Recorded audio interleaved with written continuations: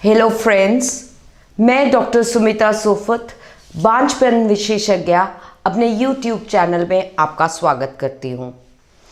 आज हम बात करेंगे कि टेस्ट ट्यूब बेबी क्या होता है, हम टेस्ट ट्यूब बेबी का कामयाबी दर कैसे बढ़ा सकते हैं और एक बे औलाद जोड़े को कैसे सिलेक्ट करना चाहिए कि वो कौन से सेंटर में जाए ताकि उसका इलाज बढ़िया हो।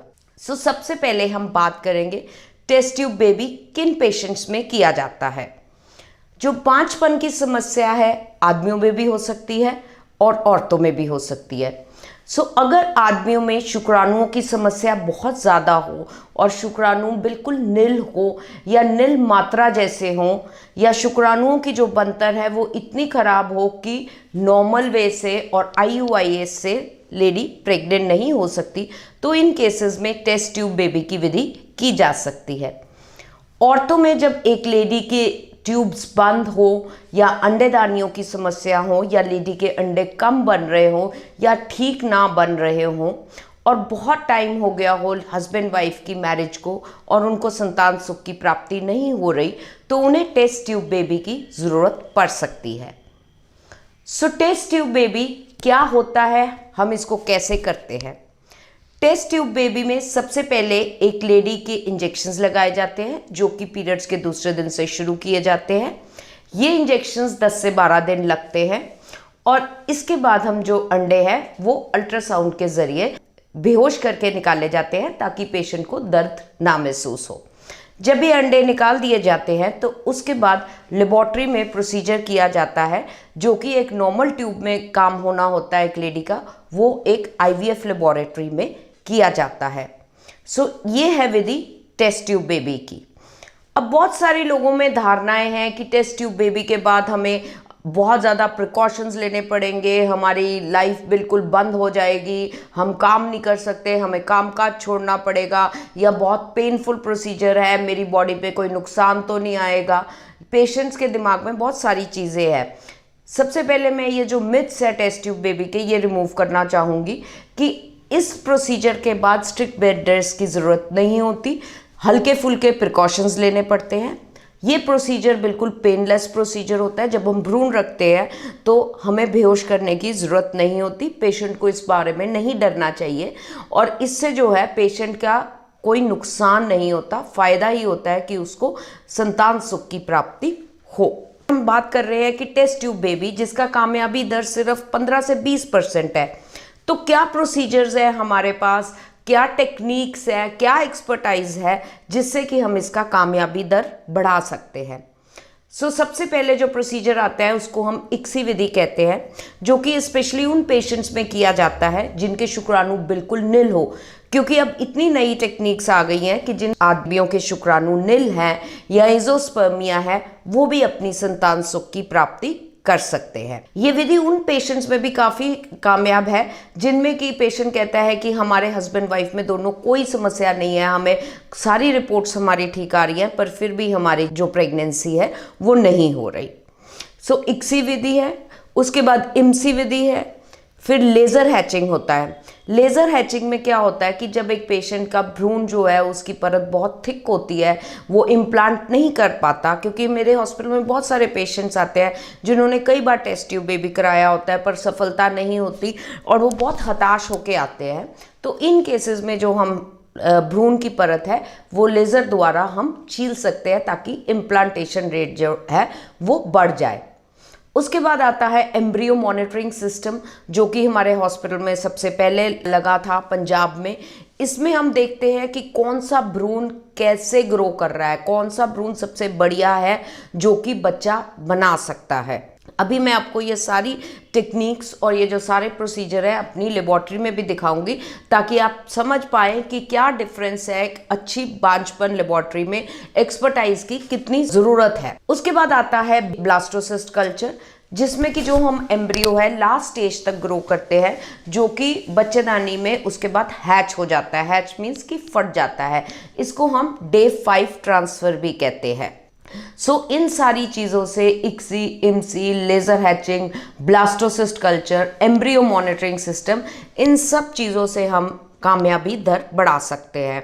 हमारे हॉस्पिटल में मशीन है जिसको हम कासा मशीन कहते हैं, जिसमें कि हम एक शुक्राणु को कई गुना, कई 1000 टाइम्स मैग्नीफाई करके देख सकते हैं कि वो शुक्राणु की बनतर कैसे है, वो शुक्राणु बच्चा पैदा करने के काबिल है कि नहीं है। सो हम वही शुक्राणु लेते हैं जिनसे भ्रूण बने और आगे जाके वो प्रेगनेंसी में सफलता पेशेंट को मिले। सो ये सारी चीज़ें हैं जिससे हम कामयाबी दर बढ़ा सकते हैं। उसके बाद हमारे हॉस्पिटल में क्रायो फ्रीजिंग टेक्निक की भी फैसिलिटी अवेलेबल है। जैसे एक पेशेंट है, अगर उसके एक्स्ट्रा भ्रूण बन गए हैं, अगर उसके 6 भ्रूण बने हैं या 8 भ्रूण बने हैं, तो हम वो जो भ्रूण है वो एक्स्ट्रा फ्रीज कर सकते हैं। अगर किसी तरह से भी पेशेंट का वो साइकिल फेल हो जाए या उसको कामयाबी ना मिले, तो नेक्स्ट साइकिल के लिए वो भ्रूण यूज़ किए जाते हैं। इसमें जो पेशेंट का फाइनेंशियल स्ट्रेस है, फिजिकल स्ट्रेस है और इमोशनल ट्रॉमा है, वो काफ़ी कम हो सकता है। और साथ साथ अगर पेशेंट को फर्स्ट बेबी आईवीएफ से हो गया है, तो ये जो भ्रूण है वो सक्सेस हो गया, तो ये भ्रूण हम सेकेंड प्रेगनेंसी के लिए भी फ्रीज कर सकते हैं अगर हमें पेशेंट इजाज़त दे। सो आइए अब हम चलते हैं अपनी लेबोरेटरी में और आपको दिखाते हैं कि क्या नई टेक्निक्स आ गई है जिनसे हम आईवीएफ का कामयाबी दर बढ़ा सकते हैं।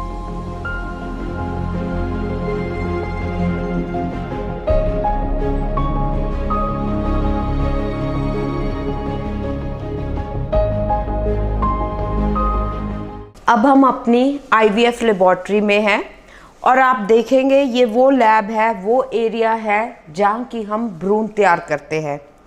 तो सबसे पहले मैं बताना चाहूँगी कि ये लेबोरेटरी की क्या खासियत है जो कि आम लेबोरेटरीज से बहुत डिफरेंट है, जिससे कि हम इसका जो भी प्रोसीजर कर रहे हैं उसका कामयाबी दर कैसे बढ़ा सकते हैं। आप देख सकते हैं ये एक मॉड्यूलर आईवीएफ लैब है।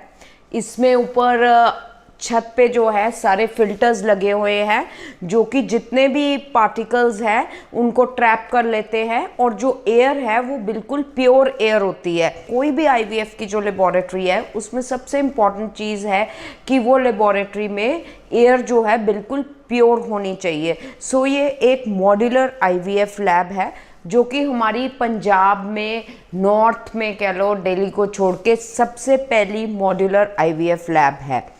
तो आप ये देखेंगे ये जो है जिसको हम कहते हैं ट्राइनोक्यूलर माइक्रोस्कोप, इसमें जो है भ्रूण वैज्ञानिक है जो एग्स निकाले जाते हैं अल्ट्रासाउंड के ज़रिए।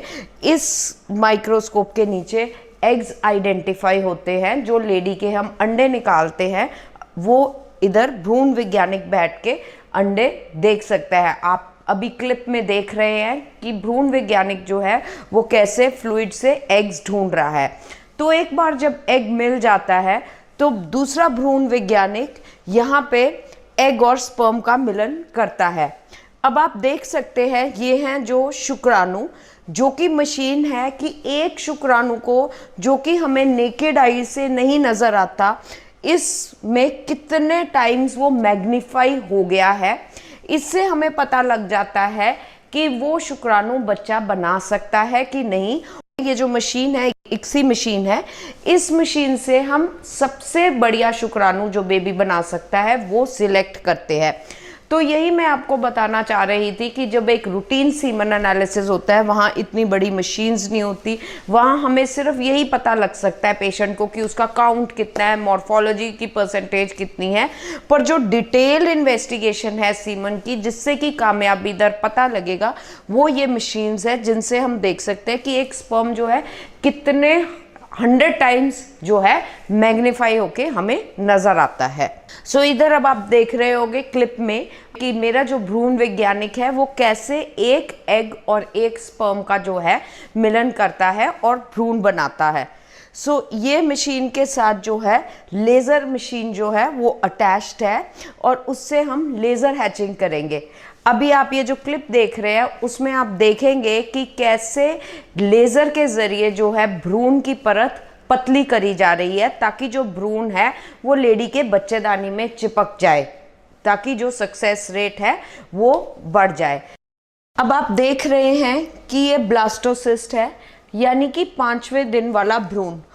अब ये लास्ट स्टेज है जिसपे ये एम्ब्रियो जो है ग्रो करता है। इसके बाद ये हैच हो जाता है, यानी कि फट जाता है ताकि वो बच्चेदानी में चिपक जाए।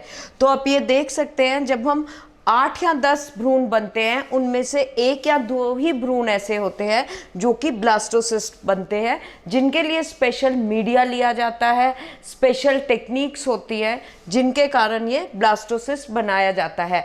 तो कहने का ये मतलब कि हर एक आम आईवीएफ लेबोरेटरी में ये सारे प्रोसीजर्स जो मैं आपको दिखा रही हूँ अवेलेबल नहीं होते। ओनली जो हॉस्पिटल्स बहुत अच्छे हैं, जिनके पास एक्सपर्टाइज है, जिनके पास इक्विपमेंट है, वही ये कर सकते हैं, जिससे कामयाबी दर बढ़ाया जा सकता है। तो ये डे 5 ब्लास्टोसिस्ट आप देख सकते हैं। सिमिलरली आप देख सकते हो ये जो काफ़ी सारे इंक्यूबेटर्स पड़े हैं, इनको हम ट्राई गैस इंक्यूबेटर्स कहते हैं, जिसका जो एनवायरनमेंट है, जो कि एक लेडी के बच्चेदानी की तरह अंदर जो एनवायरनमेंट है वो इन इंक्यूबेटर्स में है, ताकि जो एम्ब्रियो है वो ग्रो कर सके, अच्छा भ्रूण तैयार किया जा सके। ये आप मशीन जो देख रहे हैं वो एम्ब्रियो मॉनिटरिंग सिस्टम है। ये सिस्टम हमने पंजाब में फर्स्ट टाइम यहाँ लगाया है, जिससे कि आप देख सकते हैं हम एक एक भ्रूण को देख रहे हैं कि वो कैसे ग्रो कर रहा है, कैसे डिवाइड कर रहा है। सो इसके ज़रिए जो हम हैं टेस्ट ट्यूब बेबी का कामयाबी दर बढ़ा सकते हैं। जो भ्रूण सबसे अच्छा ग्रो कर रहा है हम वो सिलेक्ट करेंगे। आप देख रहे हैं जो पहले नंबर पे भ्रूण है वो इतना अच्छा नहीं ग्रो कर रहा, पर जो ये छठे नंबर पे भ्रूण है वो ज़्यादा अच्छा डिवाइड कर रहा है। तो ऐसा ही भ्रूण हम सिलेक्ट करके बच्चेदानी के अंदर रखेंगे, जिससे कि प्रेगनेंसी हो सके। अब आप देख सकते हैं ये जो वर्क स्टेशन है, इस पे हम भ्रूण एम्ब्रियो यानी कि इस कैथेटर में लोड करते हैं। अब इसमें हम कामयाबी दर कैसे बढ़ा सकते हैं? जो एम्ब्रियो हमने यहाँ पे लोड करना है माइक्रोस्कोप में, साथ ही ये विद इन 1 मिनट भ्रूण जो है बच्चेदानी में रखना पड़ता है। अगर इसमें ज़्यादा समय लग जाता है तो जो आईवीएफ या टेस्ट ट्यूब बेबी का कामयाबी दर है वो कम हो जाता है। तो यहीं से जो है हम भ्रूण वैज्ञानिक या जो गायनोकोलॉजिस्ट है, यानी कि मैं यहाँ से एम्ब्रियो लोड करके सीधा ये जो हमारा एम्ब्रियो ट्रांसफ़र रूम है इसमें हम एम्ब्रियो ट्रांसफ़र करते हैं। सो जो डिस्टेंस है वो सारा कम हो जाता है और विद इन 1 मिनट भ्रूण जो है लेबोरेटरी से लेडी की बच्चेदानी में रखा जाता है, ताकि वो आगे ग्रो करे। अब आप देख रहे हैं ये हमारी जो है फ्रीजिंग लैब है। आप इतने सारे कंटेनर्स देख रहे हैं जिनमें जो हम हैं एम्ब्रियो यानी कि भ्रूण जो है, एक्स्ट्रा भ्रूण जो पेशेंट के बच जाते हैं वो फ्रीज किए जाते हैं। आप ये देख सकते हैं ये -196 डिग्री टेम्परेचर में रखे जाते हैं और ये अनगिनत समय के लिए फ्रीज किए जाते हैं। सो जिन हॉस्पिटल्स में फ्रीजिंग की फैसिलिटी है, मैंने जैसे कहा कि अगर किसी पेशेंट का भी एक्स्ट्रा एम्ब्रियो बन जाते हैं, एक्स्ट्रा भ्रूण बन जाते हैं, तो वो अनगिनत समय के लिए फ्रीज किए जाते हैं, ताकि जब भी चाहे बेबी, अगर पेशेंट प्रेग्नेंट भी हो गया है फर्स्ट टाइम पे, तो वो अपना सेकेंड बेबी ऐसे करवा सकता है। उसको सारा प्रोसीजर दोबारा कराने की ज़रूरत नहीं है। साथ ही आप देखेंगे कि यहाँ पे जो है सीमन भी है जो वो फ्रीज है। कई हस्बैंड्स जो सैंपल्स नहीं दे सकते या जिनको प्रॉब्लम आती है, जो बाहर रहते हैं, जो आर्मी में हैं, वो अपना सीमन दे के जा सकते हैं और फिर ये सीमन जो है अनगिनत समय के लिए भी फ्रीज किया जा सकता है। सो ये है फ्रीजिंग की फैसिलिटी जो हमारे हॉस्पिटल में अवेलेबल है, जिसका लाभ पेशेंट्स उठा सकते हैं। अब आप देख सकते हैं कि ये स्पेशल मशीन है जिसको हम कासा मशीन कहते हैं।